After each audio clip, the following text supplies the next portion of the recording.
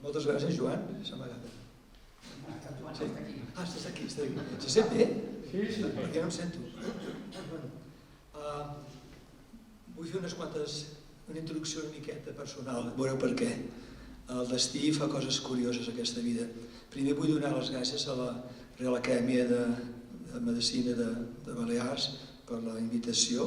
Vull també donar les gràcies a la Josefina Soler perquè va ser una mica la mediadora i també al Joan Bassaldó, que era un amic meu i hematòleg. Són també hematòlegs, no?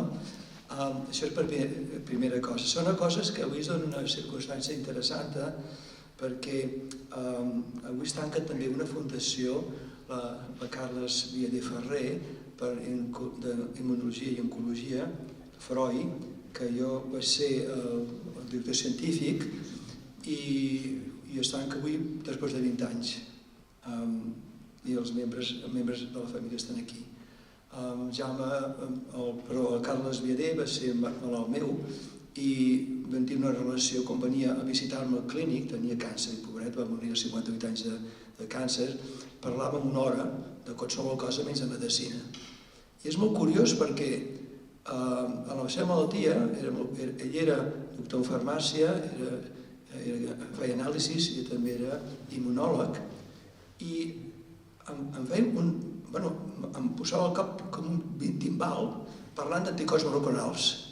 I va anar a Turín perquè allí li feien un estudi experimental amb anticors monoclonals. I el que és el destí, avui jo parlo d'anticors monoclonals sense haver-ho fet, no? Si un malalt meu, que fa 19 anys que va morir, doncs resulta que hi va anar a Turín per tenir una part del tumor i fer anticors monoclonals com un tractament que avui parlaré, que si totalment serà anticors monoclonals. La vida fa unes piruetes molt curioses, no? Llavors, doncs, aquesta fundació, la Fundació Carles Viader per Ecologia i Immunologia, es va formar amb iniciativa de la família Viader i també de membres de l'associació Balear de Trasplants, en memòria del Carles Viader quan va morir. I per acabar, no voldria faltar, i la vido aquí, també aquesta xerrada la dedico a dues persones, la Carles Viader i el Jaume Mateu, que era un eminent, molt conegut economista, que ens va ajudar molt a la fundació, va donar molts diners per recerca oncològica i també s'ha deixat fa un parell d'anys, per tant, de càncer també, no? Però a memòria d'ells, i us agraeixo que m'heu donat aquest temps per donar les gràcies. I hi ha una cosa molt curiosa, que és molt maco. Heu sentit que he parlat que jo i un grec, nascut a l'Isla Kos, hem fundat l'Associació Hipocràtica Internacional.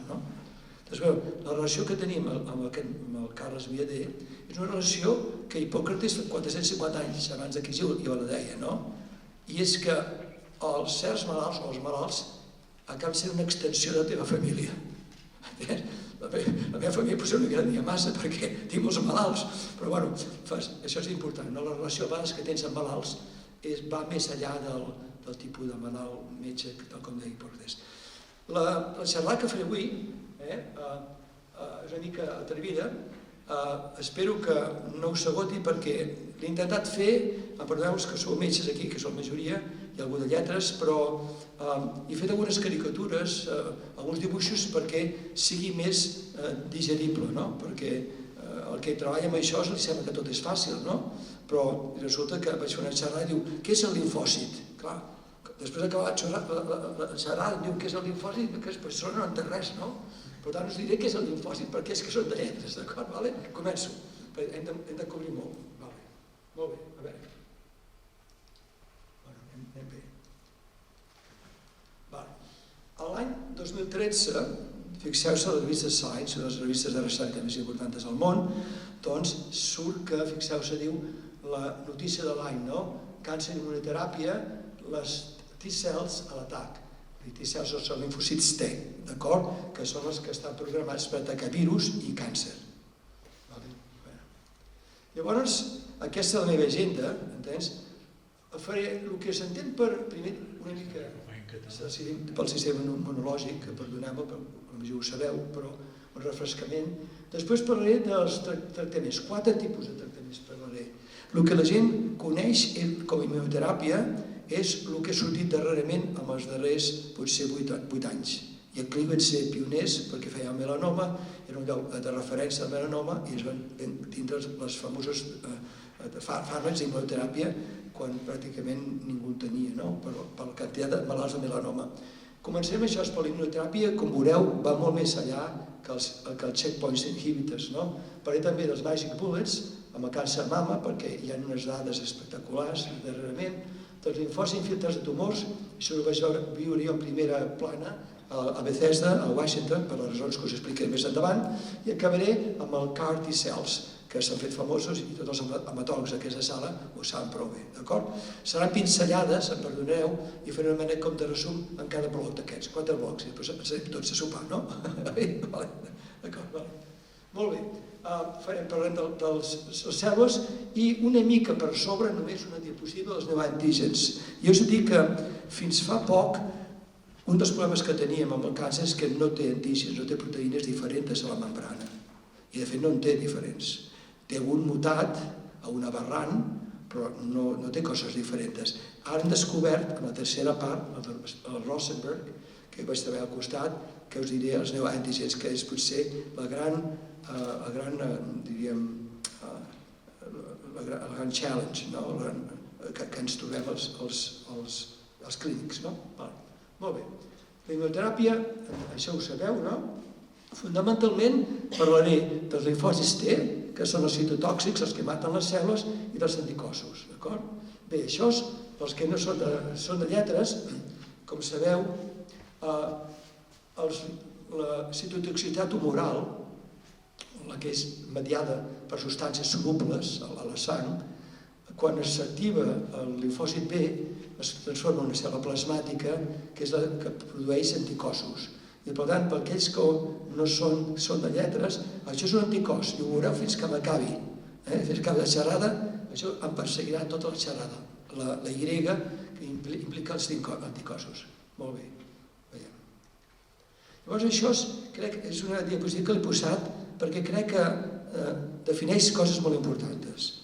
Primer, quan ens donem una vacuna, posem que sigui el virus de la polio, el cos triga una setmana, 2 setmanes a fer les IgM, les IgG, i després els anticossos, veieu la forma de grega, es veuen per la sang, i tenim els títols. Amb la majoria de vacunes no tenim un reforç, excepte el tètans, que abans hauríem de fer-se un reforç.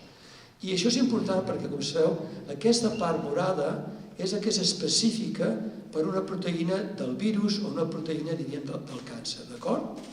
I és molt important perquè els anticossos, aquests, són naturals, però nosaltres hem aconseguit ara fer els anticossos monoclonals, diríem, a nivell de laboratori. Aquesta és una diapositiva que la vaig fer ahir al vespre perquè la gent que no està molt basada en això em segueixi i no la perdi a les primeres diapositives, que esteu enganxats. Bé, fixeu-vos que aquest és el virus de la polio i fixeu que totes aquestes projeccions, de manera simplística, cada projecció és una proteïna diferent una de l'altra, d'acord? Llavors, quan fem una vacuna, fem mils i mils i mils d'aquestes molècules i cada una d'aquestes molècules, cada immunoglobulina serà contra una d'aquestes proteïnes. Per tant, tenim una sopa d'anticossos contra moltíssimes proteïnes del virus. Per això és tan efectiva les vacunes amb virus atenuats o virus morts, perquè les proteïnes estan iguals. En canvi, la cèl·lula cancerosa que l'he fet amb aquests receptors, amb aquestes protrusions, això és una mica, no és tan maco com ho dic, diríem que els anticossos monoclonals són sintètics i cada anticòs monoclonal és només per una proteïna. I això és molt important. Quan passi a la teràpia, quan passi, diríem, al tractament dels malalts contra el càncer, aquestes immunoglobulines idèntiques que fabriquem nosaltres amb una vacuna és idèntica a l'estructura, només canvia la part morada que reconeixerà una i només una proteïna del càncer i s'enganxarà al càncer. Molt important. És a dir, que quan nosaltres sintèticament fem un anticòs de la immunoteràpia, aquest anticòs circula per la sang i allí on veu una cèl·lula cancerosa per la qual aquest anticòs té el missatge per enganxar-se amb aquesta cèl·lula cancerosa, s'enganxarà. I com veureu, l'utilitzarem com a torpedo, l'utilitzarem com a cavall de Troia, ja veureu, no vull fer spoiler de la meva xerrada. Fins aquí anem bé, sí? Llavors, aquest és el César Milstein, argentí, i aquest, el George Kerr, va morir com als 44 anys, i aquests van descobrir els anticosmoconals Premi Nobel del 84. És curiós perquè quan ells van fer això, es treballaven en mieloma múltiple i buscaven altres coses, però normalment el Premi Nobel, qui el busca no li surt, és aquelles coses que et surt. I quan ho van publicar no sabien la transcendència que tindria i ha canviat una gran part de la medicina. I aquí ve la cosa. I ara començo, de fet, primera pàgina, immunoteràpia del càncer, el que tothom parla de la immunoteràpia. Hi ha més coses. Aquesta és la que són els diaris, etc. I què són els checkpoints inhibitors? Entens? I aquí vinc una cosa provocadora. Per què no podem guanyar el càncer? La resposta és de perogrullo. Perquè és una cel·la meva. El cos no està programat per atacar-se a nosaltres mateixos. Quan falla el sistema de protecció contra nosaltres mateixos, tenim les malalties autoimmunes, esclerosi múltiple, el lupus eritematoso, la colitis ulcerosa, la malaltia de Crohn, etc. D'acord? Quan falla. Però, per tant, nosaltres estem programats a no atacar-se a nosaltres mateixos. D'aquí la gran dificultat. I ara us ensenyaré com el ser humà, la ment humana, és capaç de fer una estratègia per aconseguir atacar i guanyar la partida, o algunes partides. I d'això és la meva xerrada, d'acord? Ara comencem amb el terreny ja més científic, però aquest és un concepte que la gent no es dona compte. Les cèl·lules, de fet, les cèl·lules canceroses amb tumors sòlids són molt grans, però si tu mires la composició de l'esfera, de la membrana, de la pell de la cèl·lula, no varia massa, el comportament varia. Ha perdut els gens de la diferenciació i s'ha quedat amb els gens, que són els mateixos, de l'embrió. O sigui, quan amb tumors sòlids mirem la genètica, veiem que els tumors tenen expressats els gens de l'embrió. D'acord? La diferència és que l'embrió arriba un dia o un mes, diu, ara em canvio, ara faig muscle, ara faig cervell, ara faig digestiu, faig cor. I el cel cancerós ha perdut aquesta capacitat de madurar. I creix i segueix creixent, no? Per això. Llavors, aquests són, el James Ellison, és molt divertit perquè quan l'invites bé amb tejanos despenjat, li donaries una propina pel carrer, no? Perquè és molt hippie de Califòrnia, no? I aquest és el James Ellison i el Tasuku Hongo, que van descobrir el que ara us ensenyaré, Premi Nobel de l'any 2018. Ells van descobrir que qui mana, això és fonamental, qui mana amb el sistema immunològic perquè no ens ataquem a nosaltres mateixos, i van descobrir aquesta cèl·lula, els limfòcits reguladors. I van descobrir que té aquesta proteïna a la membrana. I després han descobert que també té el PD-1 i PDL1, el program DEath, la mort programada 1 i la programada ligando 1, no? Però aquest va ser el primer tractament que vam fer contra el CTLA4. Però, clar, en el moment, fixeu-vos la importància d'això, al moment que nosaltres identifiquem el que sigui el general, un limfòcit, un glòbul blanc, que és el que diu no ataqueu a les tropes, no ataqueu perquè són les nostres filles, són travieses, són el que sigui, són les abelles negres de la família, però són les meves filles, no m'ataqueu, no ataquen. I al redador, una mica en plan vinyeta, teniu totes les dendrítiques, les CD8, totes les cèl·lules que fabriquen citoquines envoltant el tumor és això. I aquest és el que dona l'ordre de no atacar el tumor. I què passa? Al no atacar-lo, cada vegada tenim més inflamació i el càncer creix en la inflamació. Enganya a nosaltres. Llavors, el moll d'os, que fabrica totes les cèl·lules de la sang, veu que hi ha un foc d'inflamació, però no sap si és una ferida, una infecció, no sap res de càncer, això no està programat a la part genètica de la cèl·lula. I va enviant glòbuls blancs on hi ha el foc d'infecció o d'inflamació. I clar, si no mata les cèl·lules canceroses, mai podrem erradicar aquesta inflamació. I la inflamació arriba a un punt que els glòbuls blancs, sobretot el macròfag, es transforma, és comprat pel tumor. i el macròfag estimula el tumor a créixer i el tumor estimula el macròfag a seguir fabricant substàncies perquè creix. Per tant, és com els polítics, no? Això també passa a la naturalesa. Per tant, aquest és fonamental. I ara us ensenyo 4 coses que van passar amb el melanoma. Llavors, fixeu-vos que l'amplitud i la quantitat de la resposta de la linfocitos T contra el càncer està regulada per un equilibri entre unes substàncies, els linfòcits activadores del sistema immunològic i unes altres supressores. I us ensenyem en una diapositiva següent. I per tant són controls que eviten que ens ataquem a nosaltres mateixos. I són els linfòcits reguladors. I això és una diapositiva important perquè fixeu-vos que aquest és el linfòcit que té uns receptors activadors i uns receptors inhibidors, que diem immune checkpoints. És un control, una manera de dir-ho, no? I aquí... Espera, ara s'han cagat. Aquí he ressaltat les 2 molècules per les quals donem els tractaments avui dia amb el que diem immunoteràpia. Ja us dic que la immunoteràpia va començar amb el melanoma i ara veureu que ha passat el càncer de pulmó, el càncer de ronyó, el càncer de bufeta d'orina, d'acord?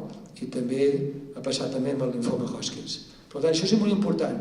I hem aconseguit, fixeu-vos, molt important, hem aconseguit uns anticossos que van contra el TLA4, que si us doneu és una proteïna de la membrana del linfòcit que fa que no ens ataquem nosaltres mateixos, per tant el bloquegem. I quan bloqueges el general, o el seqüestres, o posa presó, el general no dona ordres, llavors els soldats estan acostumats a fer atacar el tumor, perquè ja no té ningú que els inhibeixi. No sé si he explicat. Per tant, les eines que teniu avui dia a la clínica, i està a tots els hospitals d'Espanya, són, diríem, l'anti-CTLA4 i el TPDL1, d'acord? Llavors jo us puc dir el següent. Els efectes secundaris de la immunoteràpia és com aquell que pregunta què color és el color blanco de Santiago. Si us dic que el general impedeix que ens ataquem a nosaltres mateixos i tinguem malalties autoimmunes, si tu l'elimines o el bloqueges, què tindràs? Els efectes secundaris són malalties autoimmunes. I la cosa que us dic jo em vaig cremar els dits perquè aquí van ser els pioners amb el melanoma, no tenim idea els efectes secundaris d'aquestes coses, i me'n recordo que hi havia un noi de 62 anys, francès, que vivia mig any a Sitges i mig any a Eivissa, no està malament, no? I tenia un melanoma metastàtic. I li vam donar agafar una colitis que era com el còlera. És a dir, era aigua, bevia 2 gotes d'aigua i anava al lavabo. I que no menjava res, es va primar. Vam crear una cosa que no s'ha de fer mai, vam crear el clàssic, el de digestiu. I vosaltres que sou metges, què passa? Fas la consulta. L'endemà o els 2 dies el gastroenteròleg se'l mira i diu, bueno, programarem una colonoscopia dintre de 3 dies. Han passat 3 dies ja, no? Fem la biòpsia triga una setmana. Entonces ja han passat 10 dies o 14. Mentre el malalt per dir aigua i aigua i aigua i aigua. I llavors, després de 2 setmanes, esperar. Què serà? Ens diuen, inflamació no específica. Oh, moltes gràcies. Moltes gràcies. No ens diuen res. Llavors, se'ns va morir al cap d'un mes i mig de diarrees constants. Però, bueno, sempre, ara no se'ns moriria, perquè ara el que passa, a la primera, quan nosaltres tenim malalts amb tractaments autoimmunes, com ens poden donar tiroiditis autoimmune, d'acord? Hashimoto. Es pot dir hepatitis autoimmune, es pot dir colitis autoimmune, es pot dir hipofisitis autoimmune. Llavors a cada malalt li fem una bateria de tests per mirar com estan les adrenals, com està el tiroides, com està l'hipòfisis. Ho veieu, no? Perquè al primer moment, al moment que veiem que hi ha alguna cosa alterat d'enzimes del fetge o de l'hipòfisis o del tiroides, ja comencem a donar corticoides. I realment, si saltes en seguida a corticoides, en 2-3 dies ho controles. És com l'Aladino i la làmpara, no? Si d'ell sortir el geni, no hi ha manera de retornar aquests malalts. Per tant, s'ha d'actuar d'una manera molt ràpida perquè a tallar, de fet, l'inici d'una malaltia autoimmune causada per inhibir el linfocit que us he ensenyat abans, d'acord? Molt bé, llavors, això és una cosa maca, quan és una diapositiva maca l'ensenyes, oi? Llavors, com em van dir que no sabia el que era un linfocit o una xarra que vaig donar, doncs Això és els linfocitos, no? I això és la cancerosa. Està Photoshop, el microscopi electrònic tot és gris. Però bueno, quan és una xerrada, és preciosa aquestes fotografies que fan amb microscopia electrònica i després les coloren, no? Per tant, linfòcits atacant el tumor. Això és el melanoma. El melanoma, quan jo vaig arribar al clínic, doncs tenia un servei de dermatologia molt bo, però el doctor Estapé, entens, que jo vaig succeir, doncs no li interessava. Si els dermatòlegs volien fer melanoma, fantàstic, però se'ns morien tothom, del metastàtic. El melanoma el cures quan és inicial, el dermatòleg te'l treu i es cura, però si fa arrels, me la surto. Llavors el doctor Estapé, molt llest, va dir, no, els dermatòlegs, feu vosaltres, perquè esclar, en aquella època no curàvem a ningú. I la primera noia que vaig posar, jove, doncs em va dir, diu, Pere, si no em treus de melanoma o comparteixo amb un altre, jo abandono perquè no aguanto, se'm mor tothom, perquè és melanoma metastàtic, Bueno, al canvi, agafo una altra noia jove i diu el mateix, al cap de 9 mesos diu, escolta'm, jo no aguanto això, al canvi hem anat amb patologia, on anem rotant perquè és molt dolorós, perquè no curem a ningú, perquè eren metastàtics, aturaven de mig any a un any, és molt fort en gent jove. Llavors vaig agafar una dona, la doctora Ana Arance, que portava ja 7 anys, havia fet la tesi doctoral a Londres i tenia una experiència, no hi ha uns 40 i escaig d'anys, i aquesta ara m'ha fet un servei d'oncologia del melanoma fantàstic, no? I surten publicacions, estic molt orgullós de l'Anna Arance, però se'ns morien tots. I ho dic això perquè ara veureu, s'ensenyaré així d'una manera ràpida, resultats que estem obtenint en melanoma amb els fàrmacs que ens estan sortint. Això és perquè ho veieu, no? Fixeu-vos que això és de l'any 19, però és malalts no prèviament tractats, és a dir, verges, que si donem la immunoteràpia, aquests anticossos contra aquest general, doncs resulta que tenim als 5 anys un 50%, quasi 50% als 5 anys. Pensa que aquests malalts, si teníem sort, vivien un any. I estem agafant 5 anys ja. I si és un malalt ja que l'hem tractat abans, que està una mica més cascat, no està en tan bona forma física, fixeu-vos que tenim un 39% als 4 anys i 34. Però aquí hi ha un detall molt important, és que no es volia passar, això no és una xerrada per oncòlegs, i per tant té que estar molt en compte de no avorrir-se, però hi ha un detall que els oncòlegs ens fixem molt. Fes que aquí és un plató, i aquest plató ara sabem que s'ha anat ja als 6, 7, 8 anys, tenim persones 10 anys després que amb 4 tractaments o 5 se'ls ha anat tot el melanoma maligne, enteneu? Jo vaig tenir un senyor de Castelló que el tractaven a València i tinc el marit d'una malalta meva, càncer de mama, que m'apareixia molt, i coneixia aquest senyor que té un hotelet, un poblet abans d'arribar a Castelló. I el senyor volia morir-se i no volia anar, tenia un melanoma i aquest braç el tenia inflat així, i anava amb el braç així, no? I llavors diu, jo et porto botugues com si fos Lourdes, no? Abans per aquestes coses, no? Tu fas el que pots, els metges som transmissors de coneixement, no? Som massagers, no? I llavors quasi el seqüestren de Castelló, no ho volia, i la dona i el fill estan preparats perquè el meu amic va anar a buscar-lo al cotxe. Això és un bon amic, va a casa de l'hotelet i quasi el seqüestren i me'l porten al clínic, no?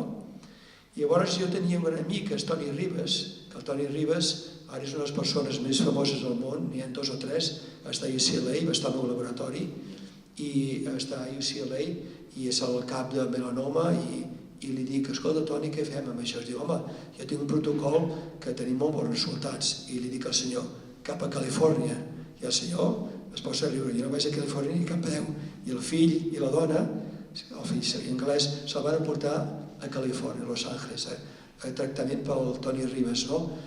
Va arribar al cap d'un mes, 5 setmanes, portant 2 maletes a cada mà, i encara es viu, això es fa potser 8 anys o 9 anys. Per tant, jo això no ho he vist mai en melanoma, pensar que mai ho veuria, és com el pàncreas, no? Són aquelles coses que de tant en tant doncs passen d'aquestes coses, no? I ara tenim, us diré les dates, més d'un 50% de malalts ens viuen més de 5 anys.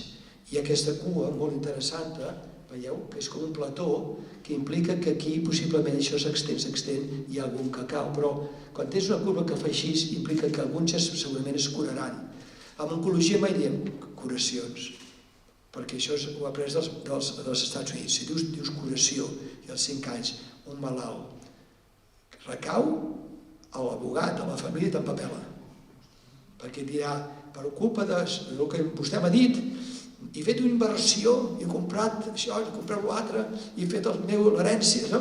Llavors no pots dir mai curació, pots dir petit comitè, però públicament no, és llargs supervivents. Per tant, veureu que ningú diu curació en cos, diuen llargs supervivents, que és veritat. I llargs supervivents, si es mor de vell, doncs està curat, d'acord? Bueno, seguim. Ho veieu, no? Jo us faig una diapositiva, d'oncologia esferiana, 20, però passem a la següent. I això és molt maca, perquè veureu, això són com uns 80 malalts d'una altra sèrie, també tractats, amb aquest és un anti-PD1, no? I fixeu-se, en verd són els que estan encara vius. Fixeu, 5 anys, d'acord? I això encara estan vius, vull dir que no tens... Aquest està mort i aquest està mort. Només hi ha 3 morts en tota aquesta sèrie. Tots estan arribant passat els 5 anys. En groc és on han tingut la resposta completa. Molts mals, els 2 tractaments tenen resposta completa, fixeu-se. Per tant, en groc és resposta completa, és molts inicialment. Aquest segurament fixa aquí els 2 mesos i està en resposta completa. Aquí, en un any, molts, hi ha un que resposta completa triga més. Però fixeu-se que tots estan vius, aquests 3 que he dit.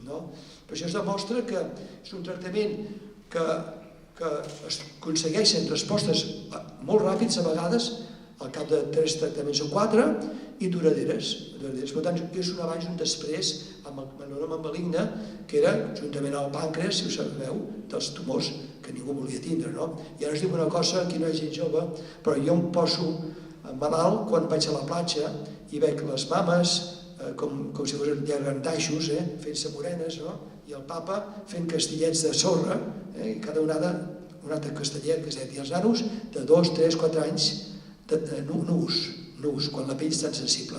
Doncs potser el primer risc per tindre melanoma és cremades quan un té que està de 2, 3, 4, 5 anys i nus a la platja. Per tant, si teniu filles o nets o el que sigui, perquè a la nostra edat ja molts tenen nets, o filles, sisplau, a la platja, nens petits molt tapadets, si no és un risc de melanoma. Perquè tenim molts melanomes que tenen 23-24 anys, no és una malaltia de 80 anys, perquè porten ja 20 anys amb les lesions de quan eren petitets a la platja. També és una malaltia, i vaig perdre un amic, molt amic investigador, que era escalador. Jo m'he entès per escalador, que quan pugen per aquelles muntanyes van sense res, van sent musculitos, no? Quan estan a 2.000 metres, amb el sol, va morir melanoma, a l'espatlla. Perquè els monos es miren les espatlles, es van mirant les espatlles, les veus, no? Però el ser humà, la dona t'ignora si vols mirar l'espatlla, o el marit ignora l'espatlla, no? Però ens hauríem de mirar a l'espatlla, perquè és un lloc que tu no pots mirar-te, no? Per evitar que no tinguem melanoma, d'acord? Bueno, seguim. Llavors això és un malalt perquè veieu, no? Fixeu-vos, donem anticossos monoclonals dirigits a aquest linfòcit que us he ensenyat abans, el general. Tenim el general. Fixeu-vos que desapareix aquesta lesió a la cara, però fixeu-vos les lesions que tenia. Tot això és un tumor, on hi ha la fletxa. I al cap de 90 dies, de 3 mesos, ha desaparegut. Fixa't la lesió aquesta del fetge, immensa, tot això és aquí, i ha quedat quasi una cosa residual. Per tant, les respostes són espectaculars. I no és quimioteràpia, són anticossos monoclonals dirigits contra la cèl·lula del melanoma, o el linfòcit que ataca el melanoma. Seguim. Per tant, és una verdadera revolució en la qüestió dels tumors sòlids, més d'un 50% dels malalts estan vius i sense malaltia, això és quasi. Resultats excel·lents, càncer pulmó, ronyó, bufet d'orina i Hodgkins, i aquests tipus d'anticossos. Molt bé. Per tant, el que és la immunoteràpia, tal com surt als diaris, us ho he dit ara, però no ens anem a casa encara. hi ha 3 coses més que parlem, que són tan fascinantes com aquesta, d'acord? A veure si amb aquest bear with me, no? És a dir, estigueu amb mi que anem de la maneta per totes les diapositives que us vull ensenyar aquesta tarda, aquest vespre. Els Magic Bullets del Ehrlich, càncer de mama. Bé, el càncer de mama hi ha 4 tipus, entens? El tipus negatiu, que és el pitjor ara, l'ER2, que és molt agressiu, ho era molt agressiu, il·luminat, i bé, l'AS, el de la gent gran, que realment molts no necessiten ni quimioteràpia. El B ja té algunes complicacions, després passaria a l'ER2, que ara tenim uns anticorps monoclonals, que és un abans i un després, i el tipus negatiu, que és que no tenim ni receptors estrògens, ni progesterona, ni ER2. Per tant, aquests només tenen avui en dia la quimioteràpia. Però hi ha una bona notícia, que en aquest cas hem vist que si tenen a les cèl·lules o el tumor el PD1 o PDL1, s'ha vist que aquestes dones amb triple negatiu s'estan beneficiant també d'immunoteràpia. Però això s'ha presentat al Congrés Europeu del setembre a Barcelona, i va sortir dates ja definitives. Per tant, hi ha una esperança amb el pitjor tumor de càncer de mama, triple negatiu, que sembla ser que potser no tots els malalts, però una proporció important es pot beneficiar de la immunoteràpia també. Però això és totalment novedós. Això va 3 mesos o 4 que ho sabem. Seguim. I això torna el mateix. De fet, el tumor i aquests l'anticòs monoclonal, la part groga és la que detectarà aquesta proteïna de membrana, aquesta berrugueta que té el càncer de mama, d'acord?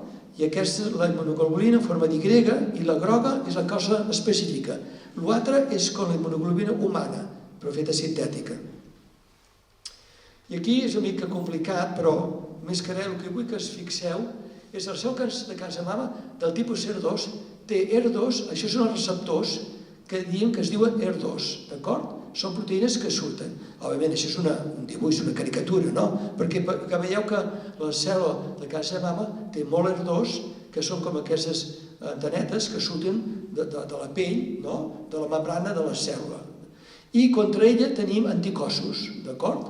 I ara veureu, aquest és el Herceptin, el primer anticòs monoclonal que es va fer l'any 2002-2003. Jo vaig participar en aquest estudi i realment és un abans i un després amb el càncer de mama ER2. Penseu-vos que aquest tipus de càncer, quan jo arribo al clínic, hi ha desastres, ja ho havia vist, però normalment eren dones de 28, 30, 32, menys de 40, quasi totes, i tenien ER2. El cirurgià els deia el tumor i era tan petit que no l'enviava mai als oncòlegs. I al cap d'un any i mig o 2 resulta que aquella dona es presentava amb metàstasis per tot arreu.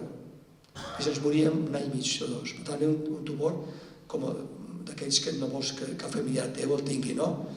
Amb l'ER2 és un abans i un després. Estem creant llars supervivents amb l'ER2. Un dels tumors pitjors que hi havia fa 15 anys. I ara ve unes fotografies maques, però en seguiu. Aquí l'artista ha fet això, que no sé què és, però és això, ho veieu, no? És aquesta part i aquesta part. Però ha fet alguna cosa molt interessant.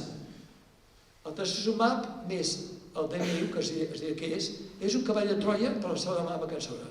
I m'heu de seguir l'explicació, perquè si no... Resulta que van dir, si el trastuzumab, l'anticòs monoclonal, el posem a la sang, va, busca el tumor i s'enganxa el tumor i el mata, i no mata tots, podríem augmentar les respostes clíniques si nosaltres a la immunoglobulina fóssim capaços d'enganxar-li molècules de quimioteràpia molt forta, molt forta. El problema és que és molt difícil tècnicament enganxar aquestes molècules a una immunoglobulina, perquè si destructures la immunoglobulina no se t'enganxarà.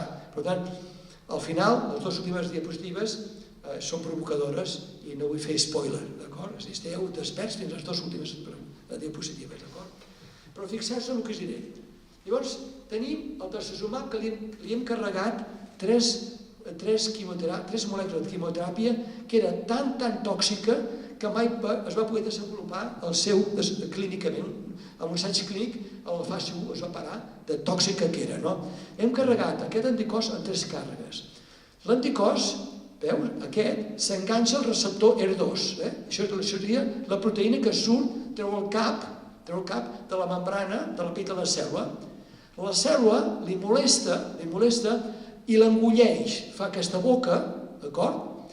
I quan està aquest complex de l'anticòs i el receptor, tot aquest complex se fica aquest forat i llavors la cèl·lula el tanca, l'engolleix, d'acord? I quan està aquí, l'acidesa es degrada i al degradar-se es lliberen aquestes 3 molècules d'una quimioteràpia molt tòxica. Arriba als microtúbuls i mata la cèl·lula.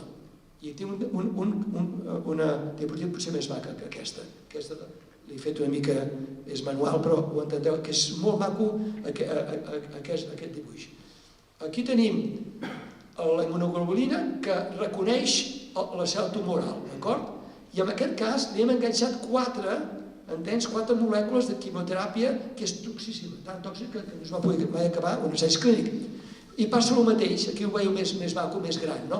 S'enganxa aquesta molècula, s'enganxa, fins això seria el receptor fora, s'enganxa el receptor, s'engolleix, els lisosomes degraden tot, es lliberen les 4 molècules, arriba el microtúmul, el bloqueja i es mor la cèl·lula. És un verdader cavall a Troia. Entra a la cèl·lula, amb els soldats entra el cavall, quan estan dintre de Troia, no? Els soldats surten del cavall i maten la gent d'allí, més o menys, no? D'acord? Bueno, llavors, perquè veieu, estic a la meitat de la xerrada, veieu que això són dones amb càncer de mama, aquí dalt, que havien fracassat a 2 línies de quimioteràpia. Això és molt important. Dones ja molt tractades, cau el cabell, han fracassat a una línia, o al cap d'uns mesos, un any, torna a recaure una altra línia de quimioteràpia diferent de 2. Pràcticament els recursos de quimioteràpia se'ns estan esgotant. Què fem? Donem aquest anticòs i des que totes les malaltes, excepte aquestes d'aquí, totes responen. Totes responen quan no tenim res per ajudar-se. I no sabem respondre. Fixeu-vos que aquestes, totes aquestes aquí, cada ratlla és un malalt, Aquestes han tingut el 100% d'eliminació del tumor. És resposta completa aquestes, aquesta parcial. Per tant, fixeu-vos que malaltes que no teníem cap esperança per donar-los, a part d'un assaig clínic, els hem donat una immunoglobulina, un anticòs monoclonal, entens? Amb aquestes 4 càrregues, aquest cavall de Troia, entra dintre la cèl·lula i la fa explotar. Això no es havia vist mai. Per tant, hi ha gran esperança avui en dia amb la immunoteràpia, que això també és immunoteràpia en càncer de mama. Malaltes que no tenien... Una malalta, diríem, avançat, que fracassa 2 línies de quimioteràpia, potser té 1 any i mig, 2 anys de vida, no? I aquí estem arribant als 3, 4, 5 anys, no? I en plató. Seguim. Això no es veu bé, però us vull dir que aquesta és en 4, l'altra era en 3 càrregues, i aquesta és en 4 càrregues com de dinamita, perquè m'entengueu, no? La que té 4, que és un quimiotericant, és un altre tipus aquest és el de l'Eustecant. Fixeu-vos que és més d'un 50% que la malalta als 4 anys no té s'ha eliminat totalment el tumor. Però la que ve ara és més interessant. Fixeu-vos aquí no es veu massa bé.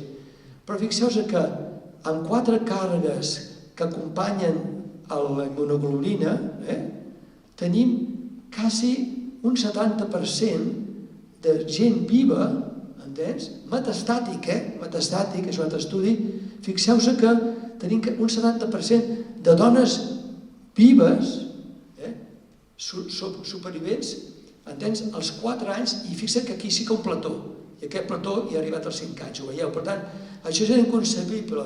Malaltes amb càncer de mama metastàtic, que tindrien 1 any i mig de vida, més o menys, ens estan vivint 5 anys.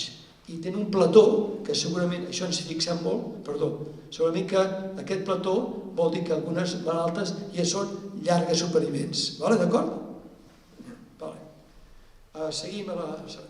Llavors, conclusions. El càncer de mama tipus SER2, aquest tipus, només aquest tipus, tenim això. Hi ha un abans i un després dels tractaments anticòs monoclonals. i sobretot amb anticorps monoclonals acoplats a molècules de quimioteràpia. S'ha produït un augment de la supervivència en malalts que no tenien cap esperança en càncer de mama. És un avenç que és immunoteràpia, però la gent no diu immunoteràpia amb això, diu immunoteràpia a la primera part que us he ensenyat, d'acord? Bueno, molt bé, ara passem, estic a la tercera, d'acord? Sí, acabarem més o menys. Ens donen 45 minuts, no? Una cosa així? Anem bé? Vale. Anem a la tercera part, de 4, no?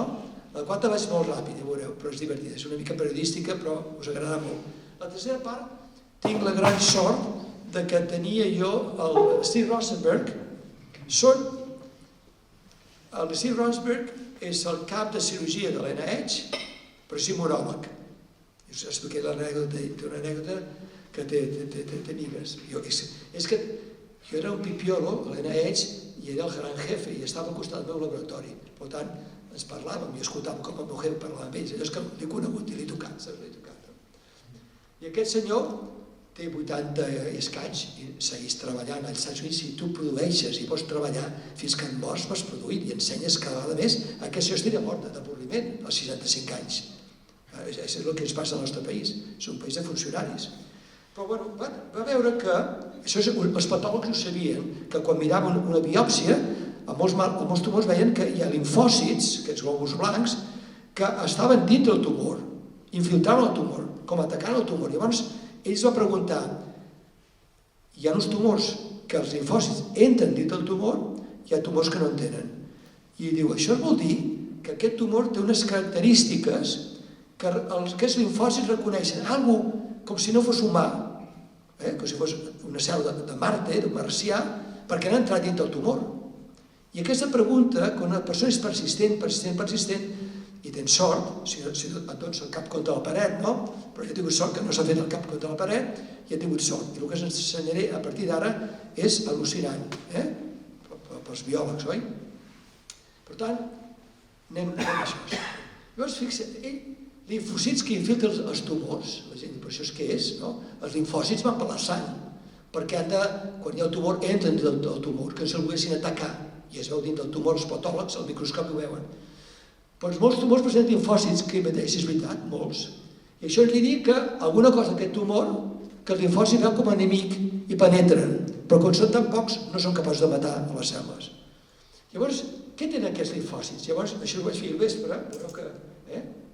Tot això ho he fet jo, Els he posat sobre, no dintre, perquè dintre no... Això ho vaig fer. Linfòcits que estan dintre del tumor. I veureu, i aquest és el Steve Rosenberg, de jovenet, no? Ell va fer el següent.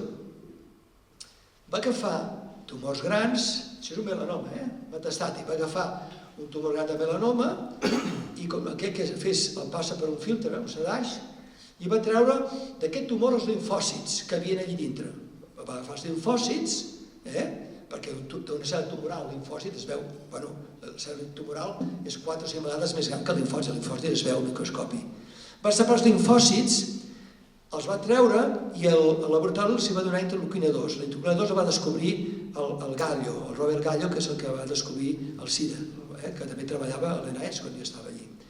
I li deien factor de creixement de la cel·la dels linfòcits T. I després va canviar per interleuquina 2. Per tant, agafava els linfòcits i al laboratori, a la campana, estèril, els hi posava interleuquina 2, que és l'hormona que fa créixer els linfòcits T. I quan tenia milions i milions, els posava al malalt. Per tant, eren linfòcits del tumor del malalt, però això és una cosa artesanal, que els fa créixer fora, al laboratori, amb el factor de creixement dels linfòcits T, i es torna a injectar per la vena al malalt. I els linfòcits, estimulats per l'interleuquina 2, és un milagre això, circulen i van on està el tumor. Surten de la sang i es fiquen allà al tumor. I aquesta és una noia, va tindre molta sort, que fixeu, porta 42 anys viva i té 24 anys amb un melanoma metastàtic. I en aquella època es deien LACs. Jo vaig treballar amb LACs, quan vaig anar a New Jersey, vaig fer experiments amb LACs, però no funcionava. Només es publica el que funciona. Si no es publica, no? I per tant, i no funcionava per el que us ensenyaré ara. El que ensenyaré ara no us assusteu, perquè, perdó, mireu les respostes, no? També, que és aquesta noia, fixeu-se. Tot això era, del melanoma, era metasis al pulmó, els dos pulmons, els dos pulmons. Aquesta noia tenia una mort de qüestió d'un parell de mesos. I fixa't, en 2 anys, com ha quedat això. I aquest tumor també ha desaparegut. Porta 42 anys viva. Però això van ser molts pocs casos. Però veus com el doctor Rosenberg és persistent i creu en les seves idees, és persistent, només la persistència i esteta aconsegueix el que us ensenyaré, no? I ell va dir, aquí passa una cosa, i va fer, ara el que us ensenyaré m'heu de ser una mica si no us perdreu, no? M'heu de seguir el punter, no? Ell diu, què tenen aquests limfòcits? Que algun malalt en funciona molt bé i altres no, i ho va descobrir aquí. Ell treballava al costat del meu laboratori i vaig parlar amb ell i tal i qual. Llavors, ell agafava, fixeu això, agafava d'un tumor gran, si no tens limfòcits suficients, i els posava a les pates de pètrics, i els separava, agafava tots els limfòcits i els dividia, en aquest cas, en 6, no sabia, els partia en 6 parts, i posava els globus blancs aquí, i posa diferents colors, per el que us diré següent. Llavors, el que feia és agafava un trosset de tumor de melanoma i l'afeixia aquí els limfòcits. Seria això del centre i el tumoret. Llavors, els limfòcits, aquí ve la cosa, no us perdeu perquè ve la cosa important. Quan un limfòcit se li posa alguna cosa que no és propi o que l'estimula, llibera interferó, gamma. I ells van dir, bueno, jo miraré quins limfòcits que he tret del tumor lliberen interferó gamma, dient que aquests limfòcits reaccionen contra el tumor com un enemic. I aquí, en aquesta caricatura, veu que només aquests dos aquí lliberaven interferó. Però aquests limfòcits faran una selecció dels limfòcits. Aquests limfòcits que els estimulo jo amb el melanoma, els estimulo, lliberen substància, interferó. Jo puc detectar medint l'interferó gamma. I això són limfòcits activats. Agafava els activats, aquests dos, i llavors els expandia amb interleuquina 2. Clar, què feia ell? Si tenia sort, en la dona d'abans, igual la majoria de limfòcits reaccionaven com aquests dos i va respondre espectacularment. Però si hi havia només un, es diluïen tots els limfòcits amb uns que funcionaven, per tant, no veiem una resposta espectacular. Fent això i donant-lo una altra vegada al malalt, però limfòcits que ara ell sap que s'activen en presència del tumor del malalt, entens? Té respostes. I ara us ensenyaré les respostes, a veure si ve. Mira quina resposta, ho veieu, no? Això, fixeu-se, és només en limfòcits, glòbuls blancs del malalt, que els he tret del tumor i els he manipulat al laboratori. Però no hi ha quimioteràpia ni res. Són els propis limfòcits, glòbuls blancs del malalt que els he tret de dintre del tumor. I els he fet créixer, quan tinc una quantitat suficient, la poso per la vena als malalts. I tinc respostes completes. Ho veieu, no? Fixeu-vos, això és el melanoma metastàtic. Però aquí hi ha una cosa important que us vull dir, perquè això és una cosa espectacular. Ell ha vist que quan més mutacions té un tumor, més fabriquen neoantígens. Què són neoantígens? Si us en recordeu, fins fa molt poc, i inclús ara, els tumors no tenen proteïnes diferents de les cèl·lules normals. Entens? És com la leucèmia, té el CD19, CD20, es comporta diferent, però no té un receptor diferent, en general, no? Llavors, el que passa és que si tenen moltes mutacions, algunes fabriquen pèptids de 8 i 11 aminoàcids molt petits que s'expressen on hi ha el receptor de les cèl·lules dels limfòcits. L'expressa a l'exterior, fora de la membrana. Llavors, aquests aminoàcids tan petitets són detectats per limfòcits per activar-se. I el que està fent el doctor Rosenberg és està fent un panel de neoantígens de molts malalts del melanoma i llavors ell el que farà és sintèticament aquests pèptids, aquests neoantígens de 9-11 aminoàcids que afloren a la membrana, però són tan petits que no es detecten, ni per tinció, i està fent com una espècie de catàleg de neoantígens que va descobrint amb els seus malalts. I intenta buscar quins són els neoantígens més comuns amb el ser humà. I quan ja en tingui bastants, i ja no sé què està fent, es podran vendre sintèticament.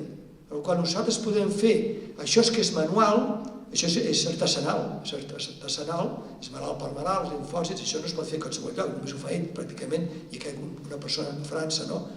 Però clar, la descoberta dels neoantígens, que no es poden veure ni detectar normalment, a més que tu et dediquis només a això, donar la base a molts tractaments d'immunoteràpia al futur, perquè sabem que aquells tumors com el còlon, el melanoma, el pulmó, que tenen moltes mutacions, tots tenen molts neoantígens que es podem utilitzar per fer anticossos monoclonals i tindre respostes com les del doctor Rosenberg. Ja no haurem de fer-ho a nivell artesanal, sinó que ho farem realment a nivell industrial. Podem comprar una bateria dels neoantígens més comuns en melanoma o més comuns en còlon i donar-los als malalts per activar-se. Em seguiu? Llavors, això ho he dit, es diuen TILs, T-cell infiltrating lymphocytes, es posen 5, 10 o 11 cèl·lules al malalt i fixa't, tenim un 56% de respostes amb els linfòcits, no quimioteràpia, entens? Només amb els linfòcits. Aquí no hi ha immunoglobulines, és manipular el sistema immunològic, agafant els linfòcits, que és una branca importantíssima del sistema immunològic. Aquí no hi ha anticossos, només els linfòcits del malalt. Jo crec que això és revolucionari, perquè aquest senyor, fixeu-se, que jo a l'ANES vaig estar l'any 80 al 84, i ja treballava amb els LACs. Han passat com 40 anys i segueix, i al final ho ha aconseguit. Enteneu?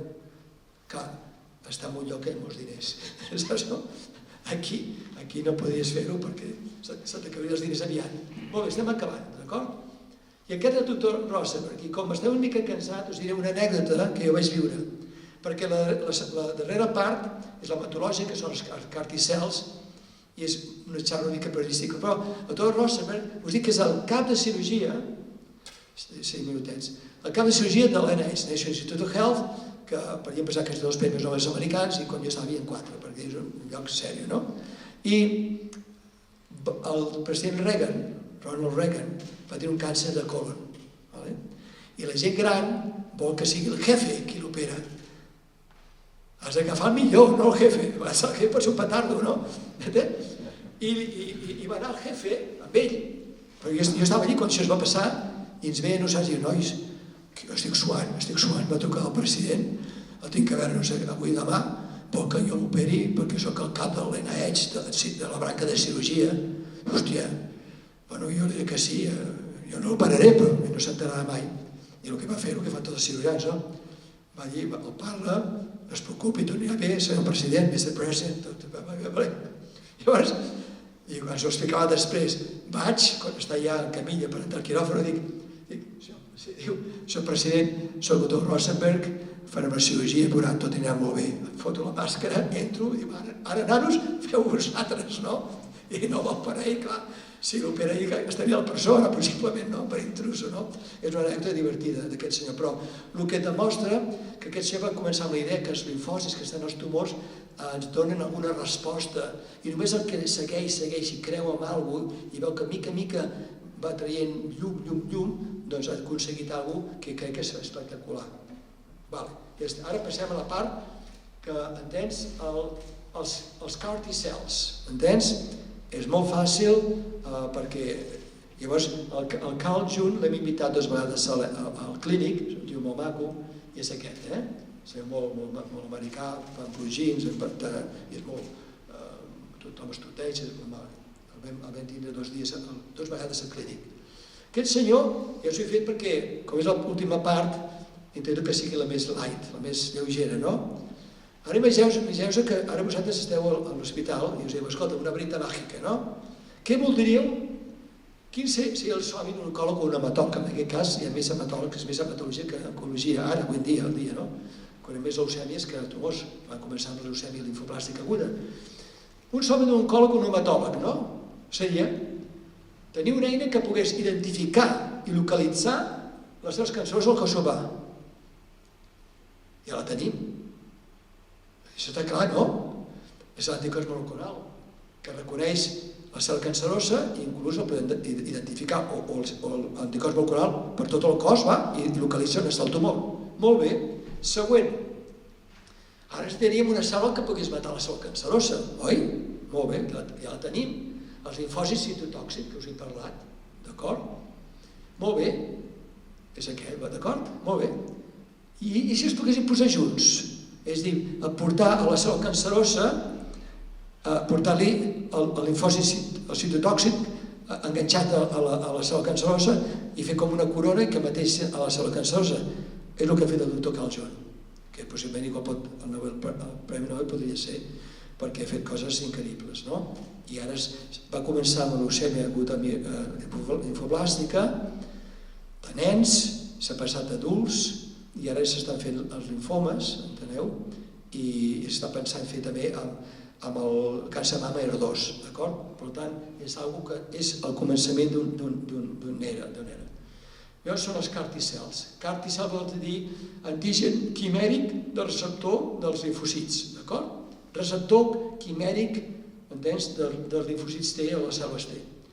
I ara no us assusteu, això és perquè pels que els agradi aquestes gràfiques, però el que hem fet és el següent. Hem creat, en biologia molecular, en biotecnologia, hem creat que el CAR T-cell, per tècnica CRISP, que li van donar el Premi Nobel als que va descobrir el CRISP, farà potser uns 5 anys, hem aconseguit col·locar la immunoglobulina aquí, la part de la forquilla, la part aquesta aquí, per aquesta tècnica. Per tant, el CAR T-cell és un linfòcit, que és un T-cell, que és el receptor de linfòcit tipus T, i li hem introduït l'anticòs a la membrana del que vulguem, en aquest cas del CD19. I aquestes coses que veieu aquí són estimuladors perquè sigui aquesta cèl·lula més tòxica, mati més ràpidament i millor a les cèl·lules. I ara ho enteneu més fàcilment, no? Es tracta, el que ha fet el Carl June és, a nivell de biotecnologia, ha sigut capaç d'introduir amb el linfòcit T una immunoglobulina que aquesta part groga reconeix a la cèl·lula tumoral. I ara imagineu-se, ignoreu la cèl·lula tumoral i per un segon veieu aquesta cèl·lula blava que injectem nosaltres a la sang i va donant voltes i voltes i voltes, però fixeu-vos que té això és per enganxar-se al tumor i on veu el tumor s'enganxa.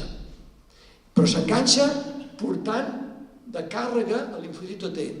Ara imagineu-vos la cèl·lula tumoral que tindria com una corona de linfòcits T que estan enganxats gràcies a la immunoglobulina. D'acord? I això és el més maco, enteneu? S'ha aconseguit això a nivell de biotecnologia, posar l'anticòs amb un linfòcit T, i aquest anticòs es diu CD9 perquè en aquest cas és la proteïna que expressen les cèl·lules linfoblàstiques agudes, no? D'acord? I ara veureu, i aquest és el paper que va sortir al New England Journal of Medicine, el 2013, estem parlant de fa 11 anys. Espectacular el que veureu a partir d'ara. Bé, aquesta és la proteïna amb la qual sintèticament hem fet un anticòs contra aquesta proteïna. El Carl June ha sigut capaç d'introduir-la dintre de la cèl·lula T. Molt bé, i això és la leucèmia linfoblàstica, d'acord? I ara ve això. Va tractar, tu Joan ho saps molt bé això, no? Va tractar a dos nenes, linfoblàstica, que havien tingut 2 tractaments de quimioteràpia i havien tingut trasplantament de moll d'os, poca broma. O sigui que aquestes 2 nenes no tenien cap escapatòria, estaven condenades a morir-se. I hem agafat 2 nenes. Una encara està viva i l'altra es va morir als 2 mesos.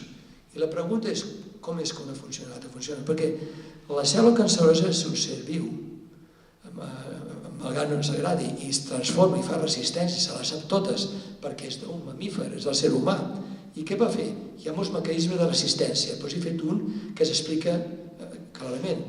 L'anticòs monoclonal va buscant com antenes l'ER2 a les cèl·lules del cos, i on veu l'ER2, la proteïna aquí és el CD19, no? La leucèmia limfoblàstica aguda, s'enganxa. Però clar, fixeu-se que la cèl·lula cancerosa és molt llesta, i si tu li comences a molestar atacant-la amb anticossos, diu, escolta, aquests tios m'estan emprenyant a mi, no? I què fa? S'internalitza i desapareix de la membrana, en la qual, si aquí ve l'anticòs, no troba ja l'antena per la qual enganxar-se, s'elimina, i llavors l'anticòs va boig. On està la cèl·lula? Perquè la cèl·lula molt llesta, les antenetes aquestes a la superfície, l'has ficat cap a dintre, és com una guerra, no? Fas un camuflatge o tapes, no? I ningú et veu. I això és un mecanisme. Aquesta nena va demostrar que els seus limfòcits havia desaparegut el CD19, no hi era. I ara ve el maco, no? Per tant, leucèmies agudes i linfomes nodocosis que tenen cèl·lules B amb aquest marcador, el CD19 o CD20, càncer mama, ER2, càncer estómac, etc., podem tractar-les amb els CAR-T-cells. I aquí és la mateixa cosa, amb taronja, això és una font de CAR-T-cells amb el tumor, molt més maco aquest, en blau els limfòcits, són els CAR-T-cells, entens? I atacant el tumor que està en rosa. I a veure si ara ve. I ara ve, i amb això ja acabo, 3 minuts, molt ràpid. La nena, exacte, Emma Whitehead, d'acord? La nena que es va curar, l'altre s'ha mort. Quan rebent el tractament, a l'any, un any free, 2 anys, 3 anys, 4 anys, 5 anys, 6 anys, 9 anys, i amb l'Obama. L'Obama la va rebre a Casa Blanca, no? Llavors, però és maco perquè aquesta nena es va fer tan famosa, entens? És que pels hematòlegs, pediatres, que tinguis nens que han fracassat inclús a 2 línies de tractament i un trasplantament, i un nen és un nen, no? Que fa patir i tal, que puguis ja començar, diríem, llars supervivents, és una d'aquelles coses. Normalment els oncòlegs i els hematòlegs també són cosins germans, són molt avorrits. I quan hi ha un resultat d'aquests, com l'ER2 que us deia en mama, la gent s'aixeca i aplaudeix, com si fos un espectacle. Quan tu veus uns resultats que realment canvi de paradigma, en la meva xerrada, i veus això, estàs tan content perquè penses que mai arribaria el dia que veuries això, no? Una nena, 2 tractaments de i trasplantament, que està condemnada a morir-se en qüestió de 2 mesos o menys, que la puguis curar, entre cometes, és per aplaudiments. I això es passa una vegada cada 10 anys, no? Però n'he vist 2, els CAR-T-cells i el Herceptin en càncer de mama. Han creat una fundació, Emil Whitehead, per la cura pel càncer dels nens. Al clínic, entens, els CAR-T-cells, perquè teníem el doctor Vilella, que era un molt amic meu, era l'immunòleg del clínic, com sempre passa al nostre país, el van ignorar i despreciar, entens? I ell va fer i congelar molts anticòs monoclonals, però molts. I gràcies a això, el clínic ha pogut fer això sense tindre que comprar la patent a Pfizer o a Novartis, d'acord? El clínic ho ha fet, costa això com, no sé com alt, 50.000 euros, però si ho fas a la privada per 700.000 euros fer això, no? D'acord? I el clínic, gràcies al doctor Vilella, que tenia els anticòs monoclonals, els hem utilitzat per fer nosaltres els... I el clínic estem fent, això sortia no sé quin any, el 2011, per gent de 25 anys i més, ja es fan leucèmies, linfomes, des de l'any 11, el doctor Juan, molt amic meu, molt senzill, i ara comencem a fer amb mama l'ER2 els que tot ha fracassat. Però clar, com ara tenim aquests tractaments nous que són dels darrers 5 anys, possiblement no farà falta donar CAR-T-cells amb aquelles malaltes que es fracassaven pel que tenim fins a aquell moment. I crec que ara ve la cirereta que us volia explicar. Per tant, les cèl·lules CAR-T-cells són fàrmacs vius, són cèl·lules. no és un producte químic, són cèl·lules, no? Com els linfocits que us deia abans, són linfòcits, glòbuls blancs dels malalts. Són fàrmacs vius, no és una quimioteràpia. Per tant, és important tenir això en concepte, no? Per tant, aquí ve ja la penúltima. A més mutacions, com us he dit, més s'expressen neoantígens, que pot ser el futur de la immunoteràpia per tots els tumors amb moltes mutacions. Els TILs entren dins del tumor i són capaços de destruir el tumor, com us he demostrat el doctor Rosenberg. Els CAR T-cell, unint un anticòs i un linfocit, podem arribar a matar també cèl·lules canceroses. La immunoteràpia bloquejant el linfocit regulador, el general, que us explicava a la primera part del meu xerrat, alliberem tot el sistema immunològic contra el tumor. Hem aconseguit utilitzar el sistema de defensa del nostre cos contra el càncer mitjançant estratègies del sistema immune. I això és la immunoteràpia, que és el títol de la meva xerrada. Però no aplaudiu, no he acabat aquí, d'acord? Ara ve la cirereta. Llavors, això ho vaig farà potser uns 7 anys, havia a l'ASCO, el Congrés americà, em queden dues diapositives, el Congrés nord-americà d'Oncologia a Chicago, un senyor parlava de la biotecnologia, el molt que hem augmentat, el molt que hem millorat, però com es mesura això? Tenim els telèfons, el primer telèfon mòbil era com una metralladora, portava el cotxe i era així, si us en recordeu. No cabia, tenies el freno, canvia marxes, on posaves aquell telèfon. I els telèfons són tan petits que els perds, se't rellisquen a les mans, no? Però que, com podem nosaltres fer una comparació per dir, ara ho entenc? I aquí la resposta me la va donar aquest americà. Jo he canviat una cosa i ja sabrà la cosa que he canviat. Per tant, què ha passat amb els 25 anys?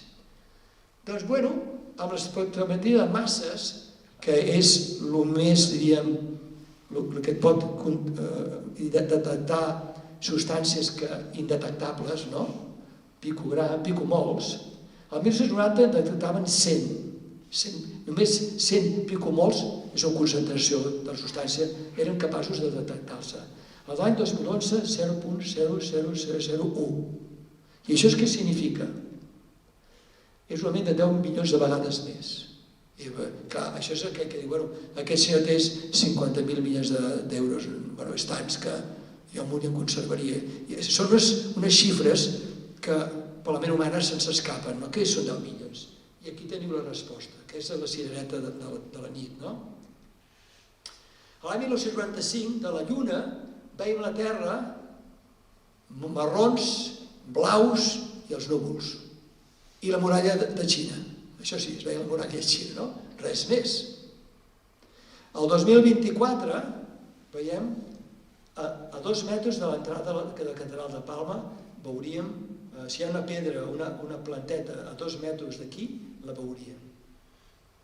I aquesta és una mica gràfica per donar en compte que el que s'ha ensenyat a vosaltres, sense una biotecnologia espectacularment avançada, seríem incapaços d'ajuntar una hemoglobina en 4 càrregues de quimioteràpia i que, el que passava abans, és que quan fèiem això, aquestes 4 càrregues o 3, quan passen la sang, moltes saltaven, moltes es desenganxaven i creaven toxicitat.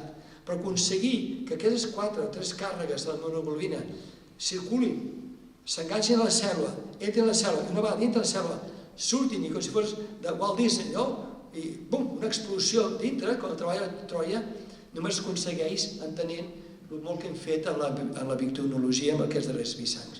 I crec que la que ve és la que més espereu. Moltes gràcies.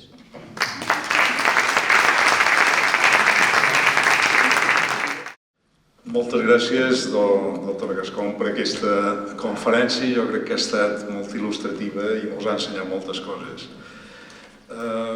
Jo crec que el futur del tractament dels oncològics i hematològics o oncomatològics està en la immunoteràpia, no?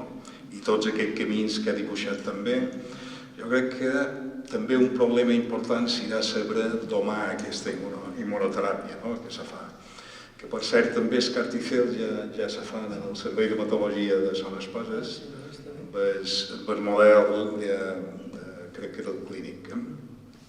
I jo el que li volia demanar també, abans de passar, diríem, al públic que pugui fer les preguntes o comentaris, és precisament si aquests carticels, com ha avançat un poquet, se podran, diríem, estendre a cèl·lules tumorals, com són els tumors sòlids, que tenen marcadors diferents. Cèl·lules, diríem, hematopoiètiques, canceroses, solen tenir un marcador més important i potser els fa això. I després la segona cosa és que si tenen molt d'efectes secundaris aquests, si s'han sabut ja controlar els efectes secundaris dels carticels. Sí, els carticels, potser saps més d'això, perquè clar, això intentava ser tota hematologia. L'oncologia ha entrat darrerament i el clínic es pensa, per exemple, a mieloma múltiple també, saps, no? Allà quan tinguem un tumor que té una proteïna molt pròpia d'aquest tumor, característica, el càncer pròstata també es podria ser, no? És a dir, seran aplicables els carticels. El que passa que no es pot fer, es necessita unes instal·lacions. Sempre que te manipules cèl·lules humanes, s'ha de fer amb uns requisits importantíssims per no contaminar, perquè pots matar la persona i està contaminada de fongs i de coses, no? Per tant, hi ha, com tu saps, hi ha la cascada de linfoquines, no? Que, és a dir, a vegades es genera una pluja, una cascada de linfoquines que si no ataques en seguida el problema, doncs el malalt pot acabar a l'UCI, no? Això és com sabem ja, jo crec que si la intervenció és ràpida, quan tu veus que al malalt li passa una cosa, en seguida el pots tractar, no? Per tant, aquesta és la cosa més important. El que no he dit és que, clar, els carticels, de fet, són linfòcits del malalt, com el de l'Steve Rosenberg. Són coses artesanals que agafem els linfòcits. I clar, quin hospital, això no es pot donar a la població general, perquè si imagineu-se, si cada malalt té que agafar els linfòcits, fer-se la transfecció molecular, tractaríem a 2 o 3 persones o 4, no podrien ser. Llavors, els xinesos, m'imagino que tu hi ho portes, això, estan presentant ja amb linfòcits que no són del malalt. O sigui, han fet, sí, heterogènics, és a dir, linfòcits d'altra gent, com que fa una transfusió de sang, donem una transfusió i agafem els linfòcits d'una altra persona, no? I aquesta persona, els linfòcits són molt agraïts, perquè ells no van tenir problemes, els mateixos problemes que si fos del mateix malalt. I això seria fantàstic, perquè llavors el paper dels bancs de sang seria molt important. Ja tindríem linfòcits a l'abast i quasi preparats quan tenim un malalt, no? D'acord? I això és molt important. I els resultats, els xinesos és increïble. Per nosaltres, tu pots tenir una sèrie de 20 malalts i els xinesos en tenen de 400. Sí, és a dir, no es podem guanyar, perquè són masses milions. Però jo diria que és importantíssim aproximar els linfòcits que maten la cèl·lula al tumor gràcies a les immunoglobulines, als anticossos, és un futur. I crec que hem d'arribar al moment de no fer-ho artesanal, sinó de fer-ho a nivell ja com industrial, no? I possiblement, si podem fer els bancs de sang subministradors de linfòcits, és molt bé. Jo me'n recordo, la gent de certa edat, no? El meu pare tenia 90 anys i deia, mira aquell vell. Jo deia, papa, què has dit? Aquell vell. Vell és que el té 20 anys més que tu. Això és la definició, penseu. Quan tens 20, el de 40 és molt vell. Quan tens 40, el de 60 és molt vell. Més o menys, d'acord? O serà el del conferenciant. Sí, exactament, està bé. Sí. Llavors, quan jo arribo a l'ENH, amb els nanos es donaven trasplantaments de glòbuls blancs. Però els glòbuls blancs tenen un problema. Jo vaig tenir un accident amb un malalt neutropènic, tenia anèmies aplàstiques a l'ENH, etc. Els glòbuls blancs, els grans, els neutròfils, quan els dones a la sang i passen pel pulmó, s'ajunten una lata i formen com un cuc. I tenien unes oclusions de les artèries pulmonars i tal que acaben a intensius. En canvi, els linfòcits no. Fixa't que les leucèmies linfòcits poden de milions de cèl·lules i realment no tens els problemes quan tens una CML, no? D'acord? Que has de baixar en seguida els números. Per tant, els linfòcits, amb aquest punt de vista, són cèl·lules molt agraïdes perquè si en poses milions no trobarem, són molt més petites i no s'enganxen com els neutròfils, un altre tipus de glòbuls blancs. Per tant, Jo crec que aquí anirem bé, però clar, això implica instal·lacions molt especials, has de seleccionar molt bé els malalts, i tenir un equip molt fort per donar suport a aquests malalts, perquè els malalts són com d'intensius, no? Molt bé, gràcies. Obri el torn de paraules o comentaris, si hi ha algú que vulgui fer alguna pregunta.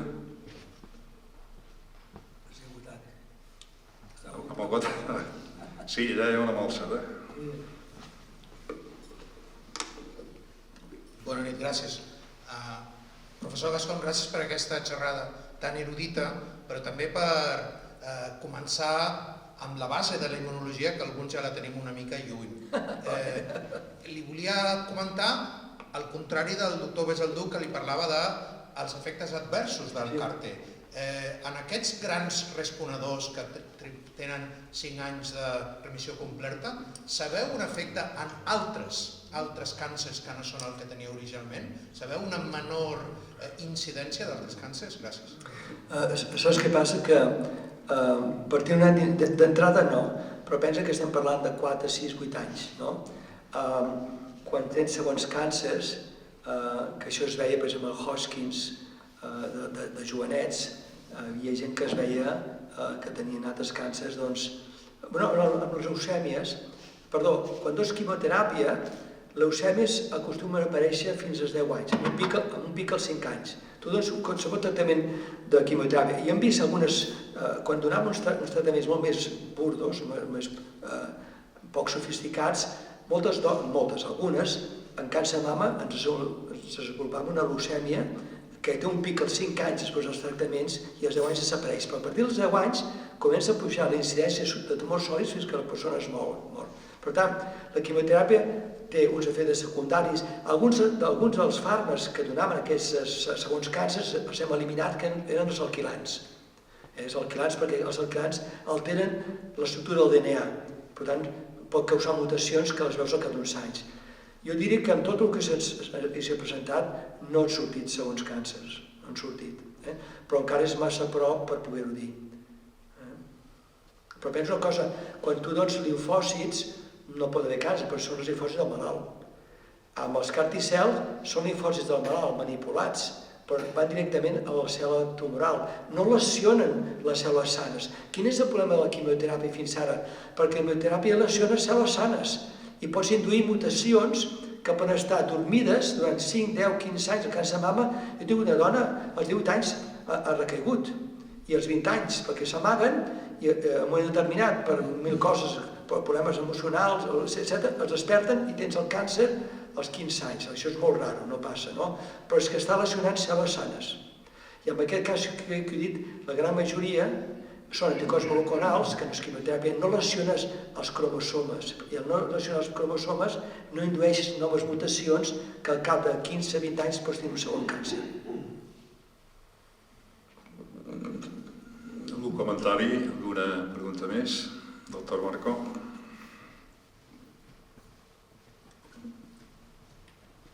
Bueno, en primer lugar, muchas gracias por la presentación. Hasta ahora los médicos hemos visto que el tratamiento siempre era prácticamente la destrucción de la célula, ¿no? Empezó por la cirugía, luego la quimioterapia, ¿no? Además de esta línea, ¿hay alguien que haya pensado en que esa célula que es normal, digamos, en el sentido lo que no funciona completamente normal, pero es una célula con unas características prácticamente iguales a las otras, que vuelva a funcionar, hacerla que vuelva a funcionar como una célula normal? ¿Hay alguien que haya pensado trabajado en esta línea? Sí, un lobo convertirlo en cordero, ¿no? Sí, es la epigenética del Manel Esteller. La epigenética yo le daba como número 1 de reto en la medicina. La epigenética no solamente sobre el cáncer. La epigenética es modificar el cáncer, su comportamiento. Entonces, hay los estudios de Mina Wiesel, que es una de mis referencias, que es una mujer que tiene unos 80 años de Berkeley, que es la que dio los conceptos de microambiente tumoral. Entonces, el microambiente tumoral domina al tumor. Sí, todas las células que están alrededor de la célula tumoral influyen en el tumor. Si tú eres capaz de inhibir ciertos genes o de expresar ciertos genes, puedes hacer cambiar el comportamiento del tumor y en lugar de ser agresivo, congelarlo. Y esto es lo que yo esperaba, unos resultados mucho más rápidos de lo que está costando. Bueno, lleva ya como 20 años trabajando con la epigenética y todavía solo tenemos un par de fármacos, uno en hematología, ¿no? Pero en oncología nada. Es decir, que no hemos tocado todavía el tal de Aquiles, pero hay gente, bueno, este es un referente mundial que ahora está en la Fundación Carreras en Badalona, es un referente mundial en epigenética, es cambiar el comportamiento del tumor mediante sustancias, alimentación, ejercicio, cosas estas, pueden cambiar la expresión de genes, pero no hemos conseguido todavía ningún éxito, éxitos muy parciales y minoritarios, pero sigue, yo pienso que no hemos tocado todavía, es como la inmunología. La inmunología era la gran esperanza blanca, ¿no? La gran esperanza, digamos, de los oncólogos y hematólogos, ¿no? Y hasta hace 15 años estamos en pañales. Y de golpe vienen esas ideas, esos anticuerpos, la biotecnología, y lo hemos cambiado. Yo pienso que la epigenética conceptualmente tiene que funcionar, porque en animales funciona, en vitro funciona, pero cuando lo ponen al ser humano no vemos respuestas, ¿entiendes? No podemos respuestas pírricas y no prolongadas, quizás puntuales y luego no pasa nada, ¿no?